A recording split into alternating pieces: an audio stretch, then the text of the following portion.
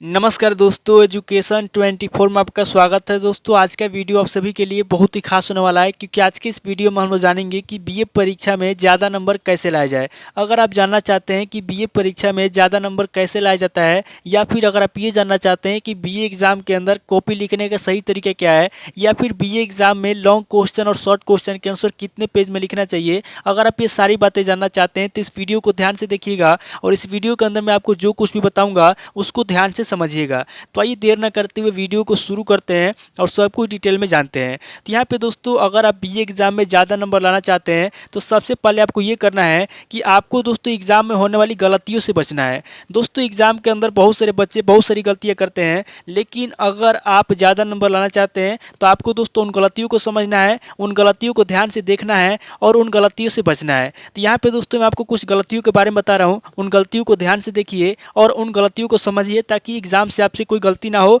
और आप उन गलतियों से बच जाएं। यहाँ पे दोस्तों मैं आपको कुछ गलतियों के बारे में बताना चाहता हूँ, यहाँ पे आप ध्यान से उन गलतियों को समझिए।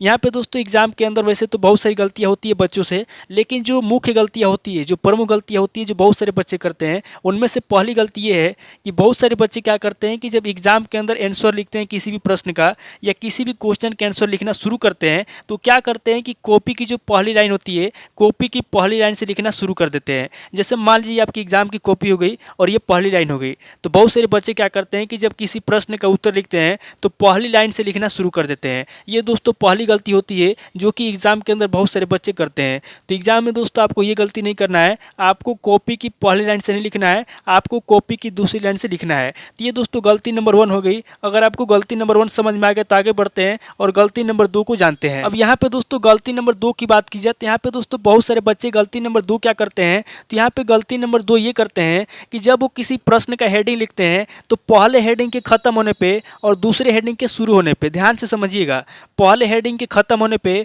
और दूसरे हेडिंग के शुरू होने पे बीच में कोई भी लाइन नहीं छोड़ते हैं। जैसे यहाँ पे देखिए, यहाँ पे पहला हेडिंग शुरू हुआ है और यहाँ पे पहला हेडिंग खत्म हुआ है और फिर यहाँ से दूसरा हेडिंग शुरू हुआ है। तो बहुत सारे बच्चे क्या करते हैं कि पहले हेडिंग के शुरू होने पे और पहले हेडिंग के खत्म होने पे और फिर दूसरे हेडिंग के शुरू होने पे, यानी कि पहले हेडिंग के खत्म होने पे और दूसरे हेडिंग के शुरू होने पे बीच में कोई भी लाइन नहीं छोड़ते हैं। तो एग्जाम में दोस्तों आपको गलती नंबर 2 नहीं करना है, यानी कि आपको इस तरीके से नहीं लिखना है। ये लिखने का बिल्कुल भी गलत तरीका है। आपको क्या करना है, आपको दोस्तों ये करना है कि जो आपका हेडिंग है, जब आप पहला हेडिंग लिखते हैं और पहला हेडिंग आपका जहाँ खत्म होता है और जहाँ से आपका दूसरा हेडिंग शुरू होता है, आपको क्या करना है कि पहले हेडिंग के खत्म होने पे और दूसरे हेडिंग के शुरू होने पे बीच में आपको कम से कम एक लाइन छोड़ना है और एक लाइन छोड़ करके आपको आगे हेडिंग लिखना है या फिर उसके अंदर आपको आंसर लिखना है। लेकिन इस तरीके से आपको सटा सटा करके नहीं लिखना है। तो ये गलती नंबर 2 हो गई। अगर आपको गलती नंबर 2 समझ में आएगा तो आगे बढ़ते हैं और गलती नंबर 3 को समझते हैं। यहाँ पे आप गलती नंबर 3 को ध्यान से देखिए। एग्जाम के अंदर बहुत सारे बच्चे क्या करते हैं कि कॉपी के अंदर जो लाइनिंग दी होती है, यानी कि ये जो ऊपर लाइनिंग दी होती है, बहुत सारे बच्चे क्या करते हैं कि शब्दों को लाइन के नीचे लिखते हैं या फिर लाइन के बीच में लिखते हैं। जैसे यहाँ पे देखिए, यहाँ पे शब्दों को लिखा गया है। एग्जाम में बहुत सारे बच्चे क्या करते हैं कि जल्दीबाजी में कॉपी भरने के लिए या जल्दी जल्दी प्रश्नों का उत्तर लिखने के लिए या फिर समय बचाने के लिए शब्दों को या तो लाइन के बीच में लिखते हैं या फिर लाइन के नीचे लिखना शुरू कर देते हैं। तो इससे क्या होता है कि अगर आप जल्दीबाजी में कॉपी भरने के लिए या फिर समय बचाने के लिए या फिर सभी प्रश्नों का उत्तर लिखने के चक्कर में अगर इस तरीके से आप शब्दों को लाइन के नीचे लिखते हैं या फिर लाइन के बीच में लिखते हैं, तो इससे क्या होता है कि इससे आपका राइटिंग खराब होता है और एग्जामिनर जो होते हैं अगर उनको इस तरीके से लिखा हुआ मिलता है या फिर आपका राइटिंग खराब मिलता है तो उस कंडीशन में दोस्तों आपका बहुत ही ज़्यादा नंबर कटता है। तो एग्जाम में दोस्तों आपको गलती नंबर 3 भी नहीं करना है। इस तरीके से दोस्तों आपको लाइन के नीचे या फिर लाइन के बीच में आपको नहीं लिखना है। आपको जो भी शब्द लिखना है आपको लाइन पर लिखना है, ताकि आपकी राइटिंग अच्छी हो और आपको ज़्यादा से ज़्यादा नंबर मिल सके। तो ये दोस्तों गलती नंबर 3 हो गई। अगर आपको गलती नंबर 3 समझ में आ गया तो आगे बढ़ते हैं और गलती नंबर 4 को देखते हैं। अब आप गलती नंबर 4 को ध्यान से देखिए। यहाँ पे बहुत सारे बच्चे गलती नंबर 4 क्या करते हैं कि जब वो किसी प्रश्न का उत्तर लिखते हैं और प्रश्न का उत्तर लिखते समय बीच में अगर उनसे कोई शब्द गलत हो जाता है तो शब्द के गलत होने पे क्या करते हैं, इस तरीके से शब्दों को काट देते हैं, यानी कि इस तरीके से काटपीट करते हैं। और उनके द्वारा किया गया जो काटपीट होता है, यानी कि वो जो काटपीट करते हैं उनके द्वारा किया गया काटपीट पूरे कॉपी को खराब कर देता है, यानी कि साफ साफ दिखने लगता है कि यहाँ पे ये जो है काटपीट किया गया है। और जब एग्जामिनर कॉपी चेक करता है तो उसको भी दिखता है, यानी कि पूरे कॉपी के अंदर हाईलाइट हो जाता है और साफ साफ दिखने लगता है कि यहाँ पे ये गलती किया गया है और इस गलती की वजह से भी आपका नंबर कटता है। तो एग्जाम में दोस्तों आपको गलती नंबर 4 भी नहीं करना है, यानी कि इस तरीके से आपको शब्दों को काटपीट नहीं करना है, बल्कि इसके जगह पे आपको क्या करना है, अगर आपसे कोई शब्द गलत हो जाता है, जैसे मान लीजिए कि आप शब्द लिख रहे हैं तो आपसे अगर ये शब्द गलत हो गया है तो आपको इस तरीके से काटपीट नहीं करना है, बल्कि इसके जगह पे क्या करना है, इसके जगह पे आपको बीच से एक बार इस तरीके से मार्क कर देना है और एक बार मार्क करके आपको छोड़ देना है। इससे एग्जामिनर समझ जाएगा कि यहाँ पे गलती हुआ है। इससे न तो आपका कॉपी खराब होगा और न ही आपको ये कॉपी के अंदर हाईलाइट होगा। तो ये गलती नंबर 4 आपको नहीं करना है, आपको इस तरीके से काटपीट नहीं करना है। अब आगे बढ़ते हैं और गलती नंबर 5 को समझते हैं। यहाँ पे गलती नंबर 5 को ध्यान समझिए। गलती नंबर 5 बहुत सारे बच्चे क्या करते हैं कि जल्दबाजी में कॉपी लिखने के लिए या फिर सभी प्रश्नों का उत्तर लिखने के लिए या फिर समय बचाने के लिए शब्दों को लाइन के नीचे नहीं लिखते हैं। शब्दों को लाइन पे तो लिखते हैं, लेकिन शब्दों की जो लाइनिंग होती है, शब्दों के ऊपर की जो लाइनिंग होती है, लाइनिंग सीधा नहीं खींचते हैं, यानी कि लाइनिंग को टेढ़ा मेढ़ा खींचते हैं या फिर ऊपर नीचे करके खींचते हैं। तो इससे क्या होता है कि राइटिंग खराब होता है, और आपको पता है कि जब राइटिंग आपका खराब होता है तो आपको ज़्यादा नंबर नहीं मिलता है। तो एग्जाम में आपको गलती नंबर 5 भी नहीं करना है। आपको जल्दीबाजी में इस तरीके से शब्दों की लाइनिंग टेढ़ा मेढ़ा नहीं खींचना है, आपको राइटिंग बना करके लिखना है ताकि आपको अच्छा से अच्छा नंबर मिल सके। तो ये गलती नंबर 5 हो गया। अब आगे बढ़ते हैं और गलती नंबर 6 को समझते हैं। यहाँ पे गलती नंबर 6 को ध्यान समझिए। एग्जाम में दोस्तों गलती नंबर 6 बहुत सारे बच्चे क्या करते हैं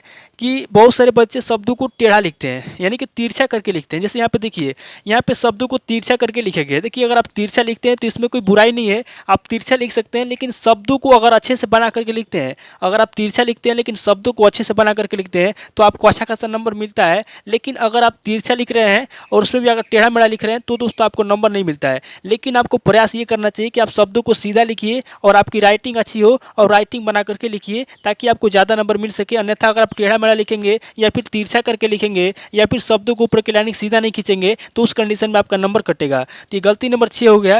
अब आगे बढ़ते हैं गलती नंबर 7 को देखिए। एग्जाम में गलती नंबर 7 क्या होती है कि लोग क्या करते हैं कि जब प्रश्नोत्तर संख्या लिखते हैं या फिर प्रश्न संख्या लिखते हैं तो उसमें दोस्तों बीच में तीर का निशान बनाते हैं और इस तरीके से अंडरलाइन करते हैं। देखिए, यहाँ पे तीर का निशान बनाया गया है, यहाँ पे अंडरलाइन किया गया है, यहाँ पर भी अंडरलाइन किया गया है और इसके अंदर तो इसको दोस्तों कोष्टक के अंदर ही बंद कर दिया गया है।